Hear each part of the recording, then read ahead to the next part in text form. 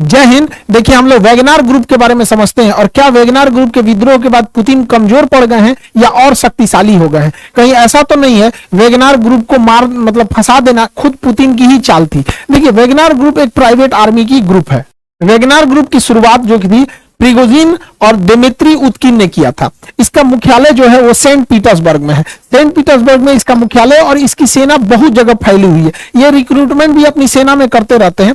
इसका मुख्य जो करता धरता था वो प्रिगोजिन था। प्रिगोजिन पहले एक सेफ था, मतलब पहले वो रेस्टोरेंट चलाता। जब पुतिन 1990 के दशक में जब वो मेयर का ऑफिस में काम करते थे, उसी समय प्रिगोजिन अपना एक रेस्टोरेंट खोला था। उस रेस्टोरेंट में जाके ये खाना खाते थे पुतिन। तो वहीं से इन दोनों की दोस्ती हो गई। बाद में पुतिन जो है वो सत्ता हथिया लिए, बाद में इनसे करीबी बढ़ी तो ये सेफ बना और बड़े बड़े लोगों को खाना खिलाया। देखिए यहाँ पे बुश से लेके जितने राष्ट्राध्यक्ष थे उन सबको ये खाना खिलाया। बाद में ये कॉन्ट्रैक्टर बन गया और धीरे धीरे इसकी संपत्ति बढ़ती गई और इसने बनाया एक वैगनार ग्रुप जो प्राइवेट आर्मी का सिलेक्शन करती थी। ये प्राइवेट आर्मी पूरी दुनिया में फैली हुई थी। ये माली में गई, लीबिया में, कांगो में, सीरिया में और हर जगह इसने अपनी प्राइवेट सेवा दिया था। प्राइवेट आर्मी से फायदा ये होता है कि अगर ये कुछ कांड भी कर देते हैं तो सरकार कर देती है, हमको क्या मतलब, ये तो कोई प्राइवेट कंपनी थी। तो यानी ये व्यक्तिगत लाभ, राजनीतिक इच्छा और अपने कोई एक राजनीतिक मतलब महत्वाकांक्षा को पूरा करने के लिए होता है।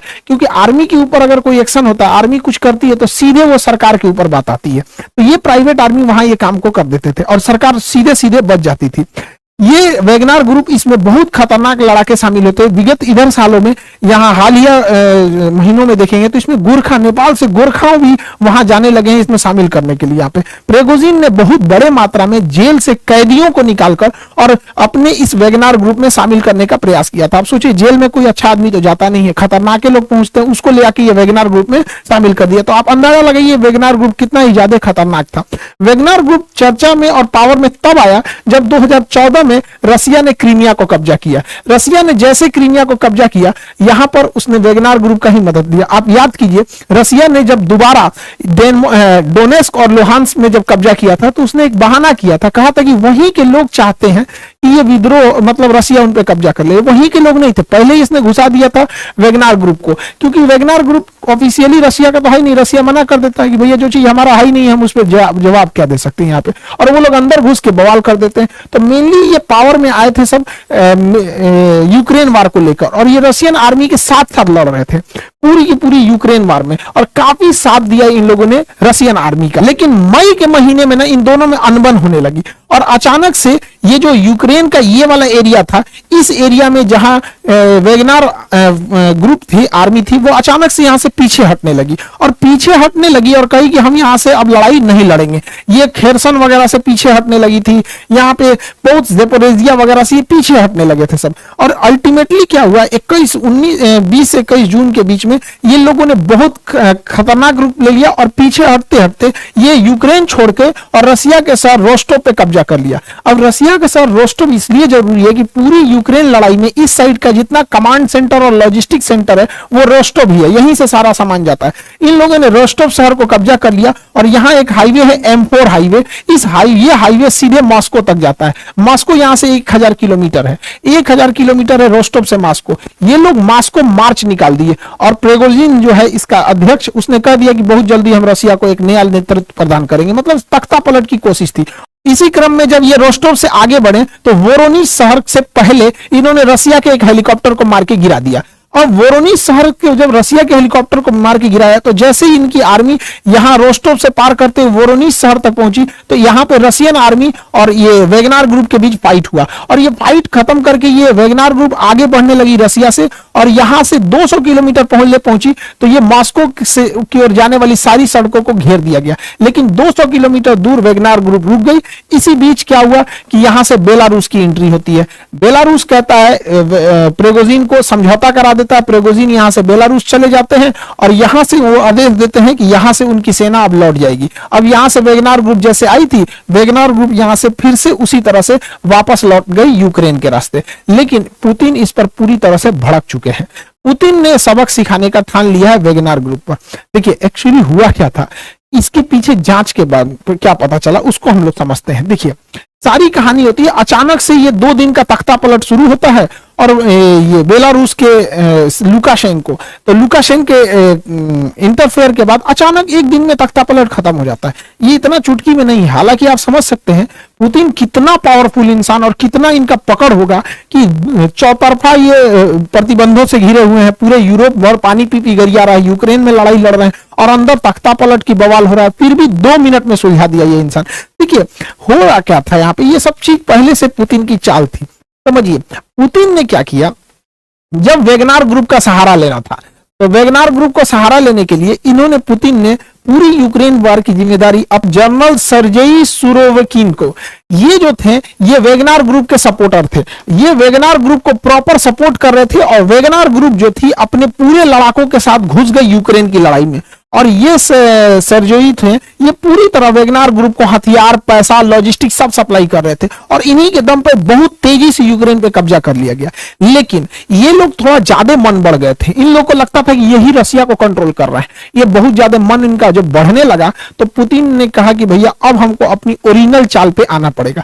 इसने क्या किया, सर्जेई को पद से हटा दिया और सेनापति बना दिया, अगला जनरल जो नियुक्त कर दिया जिसके कंट्रोल में पूरी यूक्रेन वार होनी थी वो बना दिया वेलेरी जेरासिनोव। इस स्टूडेंट का नाम वो होता है, लगता है दवाई वही का नाम है, वेलेरी जेरासिनोव, इनको बना दिया सेनापति। अब भैया ये ठहरा इसके खिलाफ, इनके खिलाफ इसने क्या किया, इनको पैसा देना रोक दिया, इन्हें लॉजिस्टिक सप्लाई देना रोक दिया, हथियार देना रोक दिया, खाना पीना सप्लाई रोक दिया। अब ये भैया ही भड़क गया, ये बोला भैया तुम तो बहुत अच्छा थे, ये इन दोनों में पहले से खुन्नस चलता है भैया यहाँ पे। इसने चढ़ा दिया इसको कि एक काम करो तुम पुतिन के खिलाफ ही बगावत कर दो। पुतिन का तो यही चाल था भैया कि पहले तुम्ही को हम आगे बढ़ाएंगे और तुमसे हम जीतेंगे, कूचाएगा तुम तभी मेरा ही फायदा, कूच देगा यूक्रेन को तभी मेरा फायदा।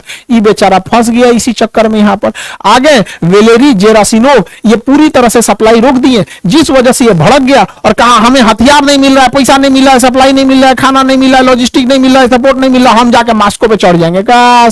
नहीं आओ तरह बताते हैं, पहले से लुकाशेंको को रेडी रखा गया था।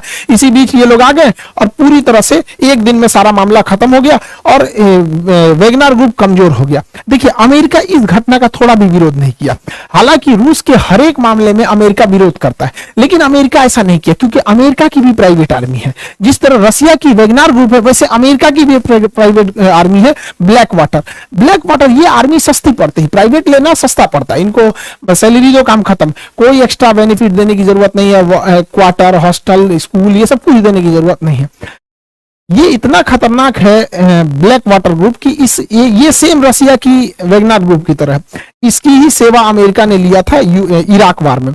इराक पे जब अमेरिका ने कब्जा कर लिया तो उसकी सिक्योरिटी वगैरह के लिए इसलिए कंसल्ट किया था। ये लोग किसी को गोली मार देते, कोई जवाबदेही नहीं है, ना ही कुछ है, अमेरिका पल्ला झाड़ लेता है भैया ये क्या हुआ यहाँ पे।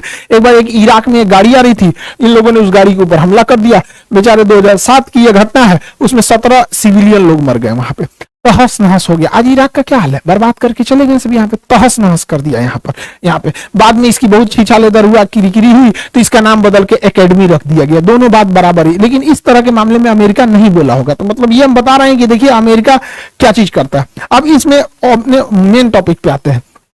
ये बेचारा फंस गया। अब जब ये फंस गया तो पुतिन प्रेगोजिन को कहा कि आप चले जाइए बेलारूस। बेलारूस पुतिन का एकदम समझिए सेकंड हाउस कहा जाता है पुतिन को, और यहां पुतिन भेज दिया किनको, इनको प्रेगोजिन को, और कह दिया गया कि आपकी सेना का मर्जर कर दिया जाएगा। अब जितने भी वेगनार ग्रुप की सेना है उन सेना का मर्जर कर दिया जाएगा रसिया में। रसिया में एक अलग बटालियन बना दी जाएगी, वेगनार ग्रुप का अलग बटालियन, उसका कमांड रसिया ही देखेगा, सब कुछ देखेगा यहाँ पर, और इनको ना बेलारूस में रख दिया गया है। इसके अलावा जो इनका सपोर्ट करने वाले ये जो सर्जेई सेनापति थे ये गायब है रसिया में, अभी मिल नहीं रहे। इनकी पत्नी खोज रही है, फोन लगा रहा है, नहीं मिल रहा है, फोन लगभो नहीं करेगा। चलिए अब आगे समझते हैं। यहाँ पे समझा गया कहाँ है पता नहीं चलता है यहाँ पे, अब उनका फोन नहीं लग रहा है। आगे देखते हैं हम लोग, यहाँ पे देखिए ध्यान से। तो ये इनको बेलारूस भेज दिया गया इनकी पूरी सेना में। अब क्या किया गया है, अब कमांड दिया गया चेचन लड़ाके जो यहाँ पे रमजान कादिरोव को। पुतिन के सबसे भरोसेमंद अगर कोई है वो रमजान कादिरोव है। ये चेचन लड़ाके ये सबसे खूंखार माने जाते हैं। अब जो लड़ाई का रुख होगा वो कंप्लीट चेंज हो जाएगा, जो पहले नहीं हुआ था अब होगा। अब रसिया भयानक रफ्तार से हमला करेगा और यूक्रेन पे 3 तरफा हमला कर देगा। अब प्रिगोजिन जो है वो बेलारूस से हमला करेगा अपने वेगनार ग्रुप के लड़ाकों के साथ। तो यहां बेलारूस से हमला कर देगा प्रिगोजिन, और यहां रसिया से हमला करेगी उसकी मेन आर्मी। और ये रसिया का ये एरिया चेचन्या कहलाता है।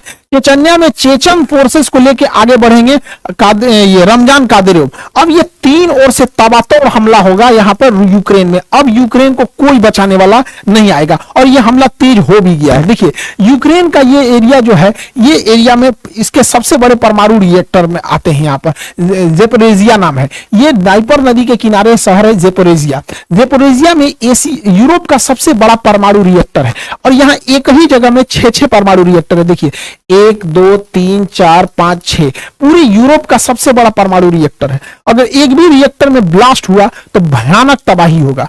ऐसे ही तबाही यूक्रेन एक बार देख चुका है। 1986 में इसका एक शहर था जिसका नाम है चेर्नोजेम। चेर्नोजेम में 1986 में एक रिएक्टर में ब्लास्ट हो गया था, केवल एक रिएक्टर में ब्लास्ट हुआ था, और वो रिएक्टर इससे छोटा था। अभी क्या है, ये उससे अगर इनमें ब्लास्ट होता है इन रिएक्टर्स में, तो उससे 10 गुना ज्यादा तबाही मचाएगा, और यूक्रेन ही नहीं पूरा यूरोप बर्बाद हो जाएगा अगर इसमें ब्लास्ट हुआ तो। आप सोच सकते हैं कि ये रिएक्टर की सेफ्टी कितनी जरूरी है। लेकिन आपको लगता है ये सेफ्टी जरूरी है, लेकिन जरा ध्यान दीजिए, ये वही रिएक्टर है 6 ठो जो हम आपको सैटेलाइट इमेज में दिखा रहे हैं। 6 रिएक्टर दिखेंगे, 1 2 3 4 5 6 ये रिएक्टर है। और ये देखिए धमाका कहां तक हुआ है, ये रिएक्टर के कितने पास धमाका हुआ है, और इसमें रशियन आर्मी घुस चुकी है। रशियन आर्मी घुस चुकी है। 1 साल से ज़ेपोरिजिया पर रशियन आर्मी का कब्जा है। यूक्रेन की आर्मी इस पर कब्जा कर ही नहीं पा रही थी, कितनों कोशिश की नहीं कब्जा कर पाई। लेकिन अचानक से यहां से भागने लगी रशियन आर्मी। रशियन आर्मी इसको खाली करके जाने लगी, उसको आदेश आया तुम खाली करो, ज़ेपोरिजिया खाली करके वापस आओ। अब यूक्रेन को नहीं समझ में आ रहा, अगला टारगेट पुतिन का है कि जितने ये रिएक्टर है इस पर हमला कर देगा। लेकिन पुतिन इंतजार करेंगे हवाओं के रुख का, क्योंकि जब परमाणु रिएक्टर ब्लास्ट होता है तो उसमें खतरनाक रेडिएशन निकलते हैं, जिसमें गामा किरण सबसे खतरनाक होती है। जैसे हम कोरोना को नहीं देख सकते थे, वो हमारी जान ले लेता था, उसी तरह परमाणु रिएक्टर से निकलने वाली गामा रेस को हम नहीं देख सकते, लेकिन हमारी जान ले लेता है। अब अगर हवाओं का रुख इस पे डिपेंड करेगा, अगर हवाओं का रुख इस साइड में है तो पूरी यूरोप को तबाही होगी, और हवाओं का रुख इस साइड है तो अगर इसमें ब्लास्ट किया गया तो उल्टा रूस को तबाही होगी। अब यहां से रूस ने अपनी सेना को वापस बुला लिया है। जिस दिन हवाओं का रुख इधर होगा, मौसम विभाग बता देगी कि अगले 4 दिन 5 दिन तक हवाएं इधर चलेगी, विस्फोट करके ज़ेपोरिजिया को उड़ा देगा। और इससे पहले ज़ेपोरिजिया को काम तमाम कर दिया गया, क्योंकि ज़ेपोरिजिया जो परमाणु रिएक्टर है इसके पास ये बहुत बड़ा जलाशय है जो इसको कूलिंग के लिए काम आता है, ठंडा करने के लिए। पुतिन ने इसका पानी सुखा दिया। कैसे? इसने बांधवे तोड़ दिया। यहाँ पे ये रिएक्टर हो गया, ये रिएक्टर, यहाँ पे ये रिजर्वायर है, रिजर्वायर का बांध तोड़ दिया। बांध तोड़ने से पूरा पानी गिर गया। नोआ खाकोका ये बांध का नाम था। नोआ बांध तोड़ देने से ये पूरा पानी निकल गया, यहाँ पानी ही नहीं है। अब दुनिया का कोई इंजीनियर अब इसे स्टार्ट नहीं कर सकता है। लेकिन इसमें पड़ा ईंधन में अगर ब्लास्ट हुआ तो चेर्नोजियम ब्लास्ट से 10 गुना ज्यादा खतरनाक साबित हो गई। रूस ने यूक्रेन के जितने ठिकाने थे उसके उड़ाना चालू कर दिया। यूक्रेन के लगभग 9 से 10 जनरल रैंक के अधिकारियों को मार दिया, लगभग 100 अधिकारियों को उड़ा दिया। जो भी वहां पर मिसाइल डिपो थे उसके ऊपर बम्बार्डमेंट कर दिया। कमांड सेंटर को रसिया ने उड़ा दिया। रसिया ने अब अपने प्रेसिजन गाइडेड बमों को गिराना चालू किया। पहले रसिया के जहाज नीचे उड़ते थे जिससे वो टारगेट पे बम गिराते, तो अब हाइट पे उड़ रहे हैं और precision guided laser guided bomb गिरा रहे हैं, जो महंगे होते हैं लेकिन अचूक हमला करते हैं। अब रसिया ने पूरा कमर कस लिया, हमले को तेज कर दिया। उसने अपने Su-35 बम्बर को उतार दिया है मैदान में। और इस बीच रसिया डिप्लोमेटिक भी खेल रहा है। यहाँ पर यूक्रेन जो था वो गेम खेल रहा था इजराइल के साथ, क्योंकि इजराइल एक ज्यूज कंट्री है, यहूदी। अब यहूदी कंट्री है और पूरी दुनिया में इजराइल के बाद अगर कोई दूसरा यहूदी प्रधानमंत्री है तो वो जेलेंस्की है। तो ये दोनों यहूदी हैं, ज्यूज। तो यहूदी का कार्ड खेल रहे थे। पुतिन ने कह दिया कि ये कोई यहूदी वगैरह नहीं है, अपने देश में यहूदियों के लिए इसने कुछ भी नहीं किया है, और अगर ये यहूदी के नाम पे सहायता करेंगे तो इजराइल अपना भी मतलब भविष्य सोचे। अब इजराइल इसे आयरन डोम देने वाला था। अगर यूक्रेन को आयरन डोम मिल जाता तो यूक्रेन में एक भी गोला बारूद का आना असंभव हो जाता, क्योंकि आयरन डोम अब तक का सबसे ट्रस्टेड एयर डिफेंस सिस्टम है। वो छोटे छोटे हमलों को खत्म कर देता है। इसके लिए रसिया को दिक्कत था, लेकिन यहां खुद इजराइल डर गया, क्योंकि इजराइल अगर यूक्रेन को बचाने जाता, इजराइल जाता यूक्रेन को बचाने, तो इजराइल की दुश्मनी है ईरान से। ईरान से दुश्मनी है, और ईरान और रसिया में भयंकर दोस्ती है। अगर ये अपना आयरन डोम सिस्टम इजराइल यूक्रेन को देगा तो यूक्रेन में जैसे देगा तो इसमें रसिया के हमले से कुछ ना कुछ आयरन डोम भी इफेक्ट होगा। और आयरन डोम जो है अगर रसिया के कब्जे में आ जाता है तो रसिया उसका रिवर्स इंजीनियरिंग करेगा और रिवर्स इंजीनियरिंग करके ईरान को दे देगा और ईरान उसका तोड़ निकाल देगा और हमास नामक आतंकवादी संगठन को दे देगा। और जिस हमास जो रॉकेट मारती है इसकी सारी कमजोरियों को हमास पढ़ लेगा और रिवर्स इंजीनियरिंग करके बाद इजराइल को ही तबाह कर देगा। इसलिए इजराइल को मदद करने से ज्यादा खुद से डर लग रहा है कि कहीं आयरन डोम का रिवर्स इंजीनियरिंग करके कहीं कोई काट ना निकाल ले। रूस का सबसे ज्यादा अगर कोई हेल्प करता है तो वो इसका बेलारूस करता है। बेलारूस रूस का सबसे परम मित्र है। यहाँ पे लुकाशेंको इसके प्रधानमंत्री हैं। ये लुकाशेंको, इनकी रूस से बहुत ज्यादा दोस्ती है पुतिन से, क्योंकि दोनों ही पिछले 20 से 25 साल से सत्ता में है सब। यहाँ पे दोनों एकदम दोस्त की तरह, लगता है रिश्तेदार है सब यहाँ पर। अब इसमें ऐसा रीजन क्या है, क्योंकि ना ये बेलारूस की स्थापना 1991 में हुई थी, 1991 में। उसके बाद 1994 में सत्ता कब्जा कर लिए कौन, ये लुकाशेंको। अब तब से लेकर अभी तक वहीं पे है। चुनाव होता है तो जीती है, दूसर किसी को जीतने ही नहीं देते। 2020 में चुनाव हुआ, इनको 80% वोट मिला।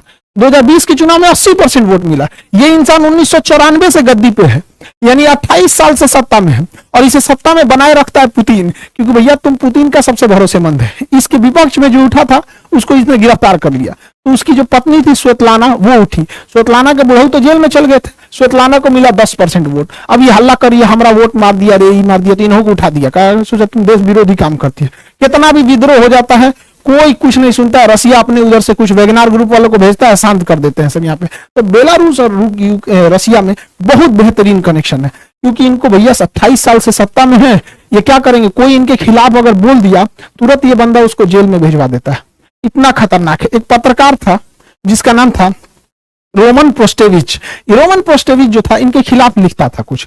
ये एक बार ग्रीस से जा रहा था लिथुआनिया के लिए, ग्रीस से लिथुआनिया के लिए जा रहा था रियान एयरलाइन के थ्रू। अब जब ये ग्रीस से निकला, यूक्रेन के ऊपर से गया, जैसे बेलारूस के ऊपर से इसकी जहाज उतरी, इसने मिग 29 जहाज भेज दिया, लड़ाकू जहाज, और हवा में उसके जहाज को किडनैप कर लिया गया, जबकि ये इलीगल है। आप दूसरे जहाज को नहीं कर सकते हैं। लेकिन इसने बहाना क्या बनाया कि इसको सूचना मिली है कि इसके अंदर बम रखा हुआ है, उतारो। अब भैया दोनों ओर से घेरी ये लड़ाकू जहाज, पायलट उतारा। जब पायलट उतारा तो इसकी पुलिस अंदर घुस गई और कही कि ससुरा रोमन प्रोस्टोविच निकालो इसको, चल रहे ससुरा तुम ही बम है, लेके चल गई। जहाज को कहा जाओ, इसी की जरूरत थी। इतना खतरनाक है बेलारूस। इनके खिलाफ आप बोले मतलब अगले दिन आपकी आंख खुलेगी जेल के अंदर। तो बेलारूस और रसिया के बीच में अच्छी दोस्ती है। रीजन क्या है कि बेलारूस में जब तक ये आपके लुकाशेंको है और इधर पुतिन है, भैया पुतिन सन 2000 से है, ये 1994 से, पुतिनों से बूढ़ है। तो समझा रहा है, पुतिन का हर मामले में लुकाशेंको हेल्प करते हैं और पुतिन भी इनका हेल्प करता है। दोनों एक दूसरे को सत्ता में रखे हुए हैं, तो दोनों को एक दूसरे की ज्यादा जरूरत है। अब कुछ लोगों का कहना है कि इस विद्रोह के बाद पुतिन कमजोर हो गए। कोई कमजोर नहीं हुए, उल्टे पुतिन शक्तिशाली हुए, क्योंकि 2016 में तुर्की में भी सेना ने तख्ता पलट की कोशिश किया था, लेकिन जनता ने उस तख्ता पलट को विफल कर दिया और तैयबुल अर्दोगान 2018 के चुनाव में भारी मतों से जीत गए। इसका मतलब जब कभी भी राष्ट्र पर विकट संकट आता है तो उसी राजनीतिक पार्टी को लोग वोट देते हैं जो पहले से सत्ता में है, क्योंकि जब राष्ट्र भावना जुड़ जाती है तो लोग दूसरे को नहीं देखते हैं। ऐसा 1999 में भी हुआ था जब चेचन्या हुआ था। चेचन्या, अभी तो चेचन लड़ा के पुतिन के फेवर में, चेचन्या में जब विद्रोह हुआ था तो लोग पुतिन का भी साथ दिए थे और उसी के बाद पुतिन को सत्ता में दिया गया। हमारे देश में भी एक बार हुआ, पाकिस्तान ने हमला कर दिया।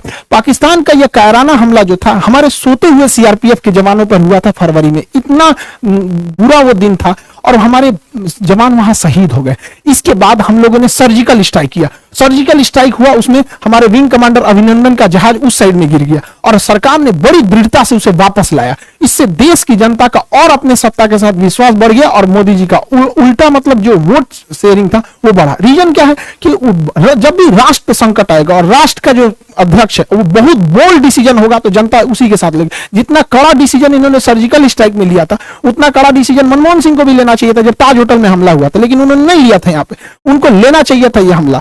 तो बहुत जबरदस्त। ये डिपेंड करता है कि रिएक्ट कैसा कर रहे हैं। तो पुतिन तो बहुत खतरनाक रिएक्ट कर रहे हैं, इसलिए क्रेमलिन में होने वाला इलेक्शन, रशिया में 2024 इलेक्शन में पुतिन को कोई नहीं हराएगा।